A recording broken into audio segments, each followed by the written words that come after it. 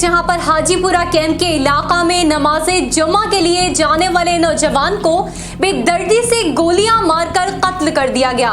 लवाहिकीन ने हाजीपुरा रोड बंद करके एहतजाज किया।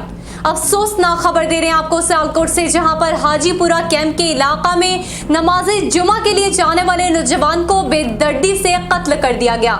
इसी पर बात करते हैं डायरेक्टर न्यूज़ रहमान यूसुफ से। जी रहमान, बताइएगा। हाँ जी बिल्कुल, सियालकोट कत्ल की वारदातों में चंद दिनों से मुसलसल इजाफा देखने में नजर आ रहा है। आज हाजीपुरा कैंप में नमाज जुमा की अदायगी के लिए आने वाले नौजवान को सरेआम गोलियां मारकर बेदर्दी से कत्ल कर दिया गया था।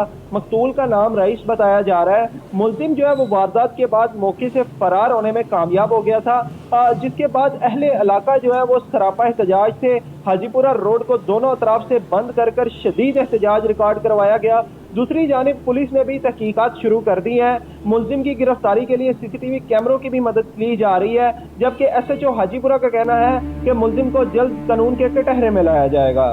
जी बहुत शुक्रिया तफसीलात से आगाह करने का। खबर दे रहे थे आपको सियालकोट से, जहां पर हाजीपुरा कैंप के इलाका में नमाज़े जुमा के लिए जाने वाले नौजवान को बेदर्दी से गोलियां मारकर कत्ल कर दिया गया।